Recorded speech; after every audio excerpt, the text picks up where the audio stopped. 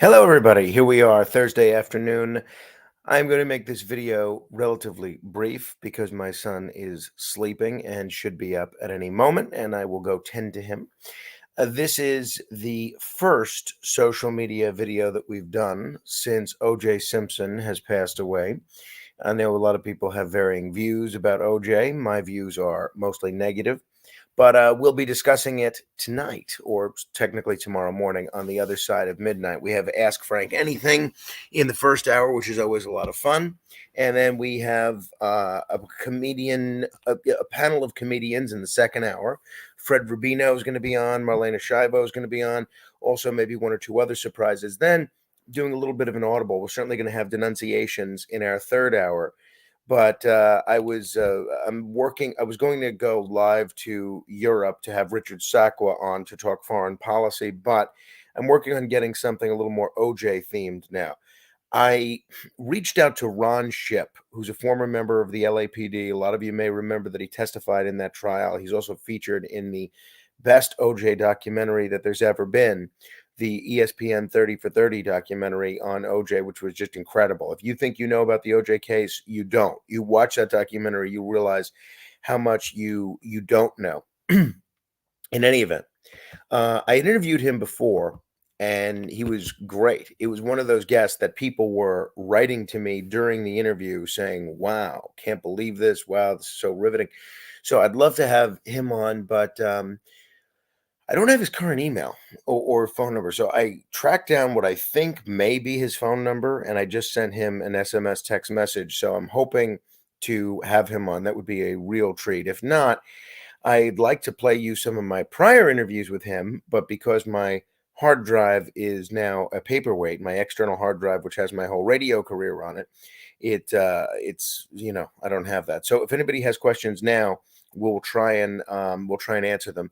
Otherwise, you can call in tonight, first hour, 1 a.m. at 800-848-9222.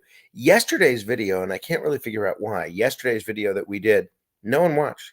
People watched it live. About as many people are watching it right now, but not as many people watched it, at least on Facebook, after the fact. So what I'm asking is everybody that's watching this now, if you could do us a favor and share the video so that people in your feed will see it, and also send a couple of hearts, a couple of likes, maybe make a comment so that folks, get some interactivity going, and the algorithm chooses to have it pop up in other people's Facebook feeds. But I am going to play for you. We have been able to locate, thanks to my friends Alex Barnard and Matt Sambolin from AM 970, I have been able to locate the lengthy interview that I did with F. Lee Bailey a few years ago. I'll play for you his thoughts on O.J. Simpson, which are really interesting. And hopefully we can, if I can't track down this Ron Shipp number, who's incredible, then maybe I can try and find a way to find this interview that I had with him a few years ago. I'm just at my wit's end with this hard drive situation. What I may do once Carmine is awake, someone recommended going to the Geek Squad, which is at Best Buy, and they can apparently fix hard drives and things like that. So I may try to take Carmine over to Best Buy and see if the Geek Squad can look at my external hard drive and get me all of the substantial files that are on there. Meanwhile, Ellen says she watched the Facebook Live video later on. Michael said he watched it too. Well, thank you. Thank you both. But the situation was that for some reason it's still not getting the kind of traction that most of our videos typically do. The only difference that I can think is I didn't include a ticker this time, like a 10, 9, 8, 7, 6, 5, 4, 3, 2, 1 kind of a deal at the top.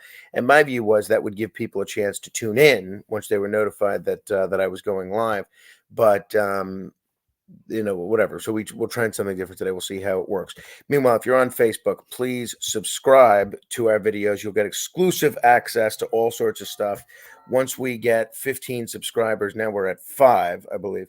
Once we get 15 subscribers, I'm going to start doing some special videos just for you, including videos and interviews with guests that you've never seen me interview before, or at least not in a while, for whatever reason. We'll get into that. So that once we get to 15, we'll do one video a week. Then at 40, we're going to do 2, and so on.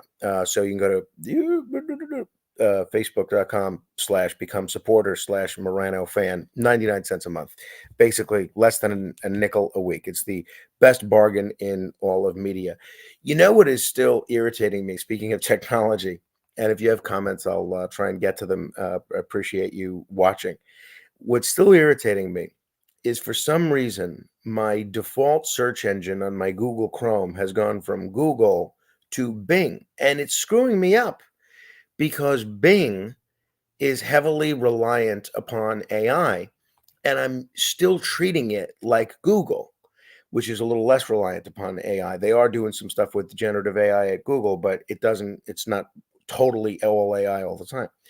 So, like yesterday, for instance, so this morning, if you heard my interview with Batya Ungar Sargon, which I hope you'll listen to, I thought it was a really interesting interview, even if you end up disagreeing with some of her conclusions.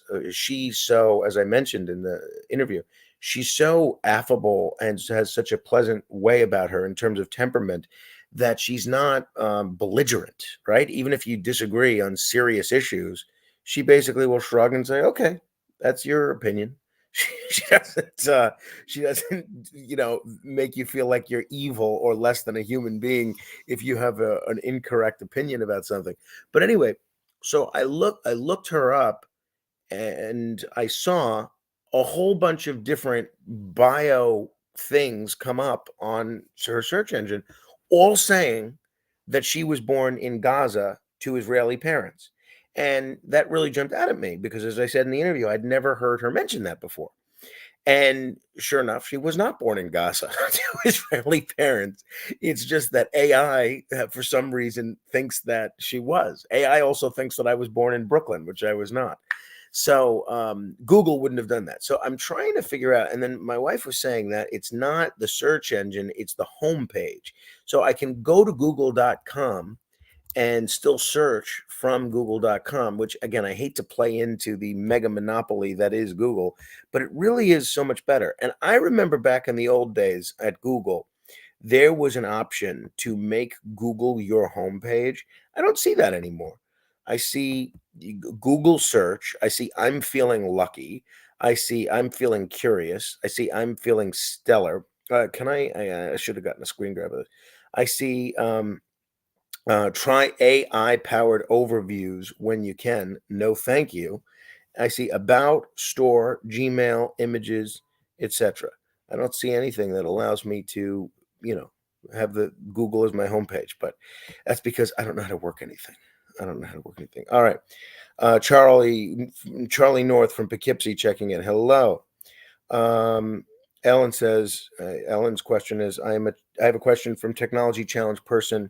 How do I subscribe? Well, I think you just go to the website that I suggested, which is, I believe, just go to facebook.com/become supporter/Morano fan. If not, I mean, in the video, there should be an option, I think, on the left to click something in the corner and it says subscribe. If not, Brandon Lord, who is one of our most recent subscribers, can probably teach you how to jump on board. But if it doesn't give you an option at this page, facebook.com/become supporter/Morano fan, then it should be something in the video itself. I'm sorry that's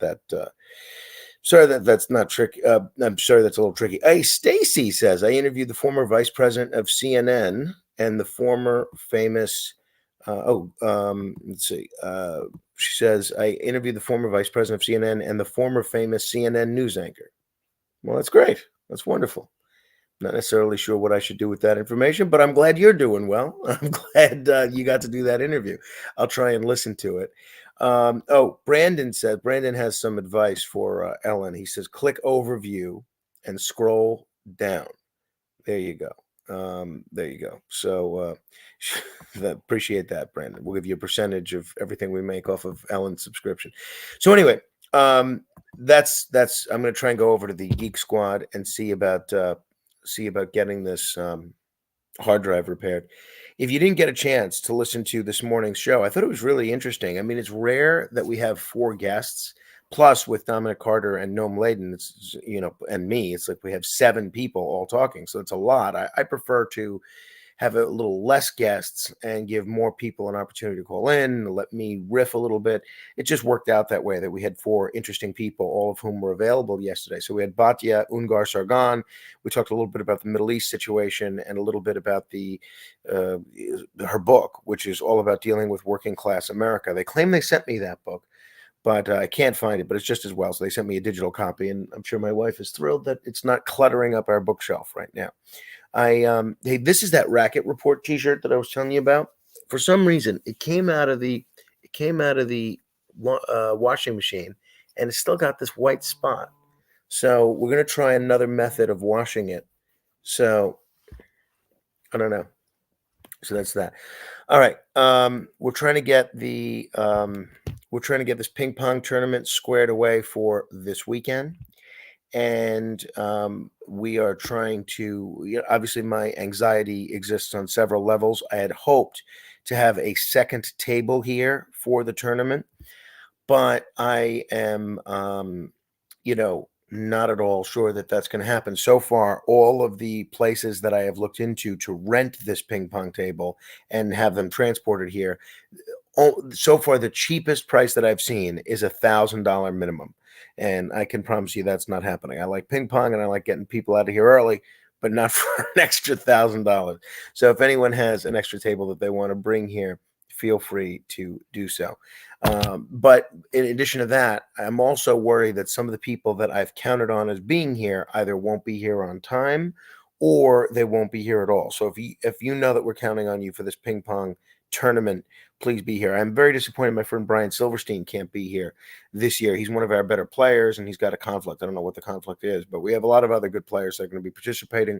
Certainly my brother Alexander, a past winner, Daniel Monroe, who won last year, his brother James, who was very competitive last year, Andrew Giuliani, who's a great competitor, Tony Viola, who's a great competitor, a number of others, Jeffrey Goldstein, who I think went farther than anybody ever thought that he was going to go last year. But then so that's that. If anybody's a really good ping pong player and you're not in the mix for this tournament, please email me, because there are a few players. Obviously, I mentioned Brian Silverstein, but there's also Cara Bone and Country, my cousin Frankie, Jonathan Tirolosi. That's four good players that are not able to be here for the tournament, which does take away a little bit from the tournament. So it makes it better for players like me that are mediocre players.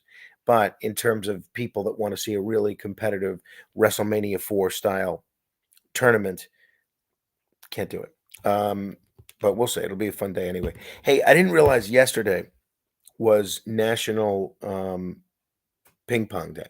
Excuse me, ping pong. You can see where my head is at. National Sibling Day. And I neglected to post a photo of my three siblings, Alexander, Nicholas, and Claudia. So I apologize to them. And I wish all of them a happy National Sibling Day, as well as all of you. All right. Ellen says, I don't think you're in Nextdoor or Staten Island Facebook group, but if you are, can you post a request to borrow a ping pong table on one of those? That's a good idea.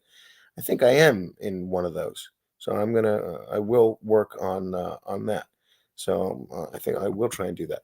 Hey, I want to thank everybody who sent congratulations for our placement in the Talkers Heavy 100, number 44 this year. Sid Rosenberg was kind enough to mention that this morning on his program. And my friend Curtis Lewa, who did not even make the list, was kind enough to make fun of me a little bit. But once he makes the list, I'll start taking his criticism seriously.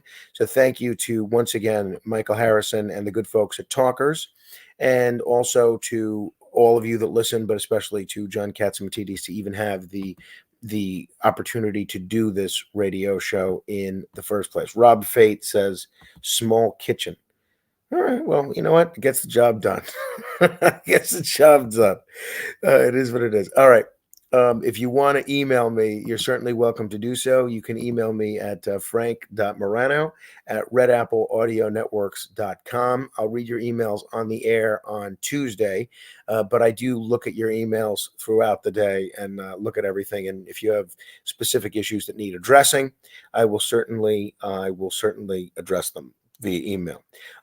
This, as you can see, I got my Racket Report T-shirt on. I was hoping to tape an interview, a new episode of the Racket Report this week, but our schedule got a little screwed up this week because of Carmine being home from school, first for being sick and then for Eid. So our schedule was altered a little bit, but I'm hoping to tape a new interview on Monday with Joe McBratney, the son of James McBratney. James McBratney, of course, was killed by John Gotti in a very infamous case in which John Gotti's attorney was Roy Cohn, who was the mentor to my friend Roger Stone, and who then went on to represent Donald Trump as well. So it's an interesting case. And the prosecutor in that case was actually Judge Phil Minardo. Those of you that are Staten Islanders will obviously know who Phil Minardo is. If you don't, he was not only a state Supreme Court judge, but he was the administrative law judge for Staten Island, and a great guy, good friend, and somebody that I've known for a long time. And he's got quite a few stories on that case. So on the ping pong table front, if you are willing to let me borrow a ping pong table, please feel free to text me at this number, 816-8-Morano, or you can email me, frank.morano@redappleaudionetworks.com. That's frank.morano at redappleaudionetworks.com. Last year really was a great tournament. It was very dramatic. Daniel Monroe, who you see there pictured in the center, beat my brother Alexander in the finals, and he had to beat him twice because it's a double elimination tournament, and Daniel had already lost one game, and he had to beat Alex twice, and he did, and it was very dramatic and an incredible display of athleticism. You know what my other concern with this ping pong tournament? So I just heard from my neighbor Greg, who says, hey, looks like we're flag football free on Saturday. I'll definitely pop in on the ping pong extravaganza. So I ask, well, does that mean you're going to play? And he writes me, not a big ping ponger, more to socialize. I can't look ridiculous being annihilated in a ping pong duel. Just can't do that. Well, thanks, Greg. So now we have another person here taking up space and eating and drinking who's not even going to add to the tournament. So, I mean, Greg's a great guy. He actually does add significantly to the tournament. So, so be it. All right. Um, Hopefully you're having a great day. Oh, I wanted to give a shout out to my friends Carabone and Country and John Tobacco. John, especially, is one of my oldest and closest friends. He was the worst man at our wedding a few years ago. And Kara is running for U.S. Senate. They were in federal court yesterday, and they asked a federal judge for an emergency order to place her on the ballot. And the emergency order was denied, so that her lawsuit is still going to go forward.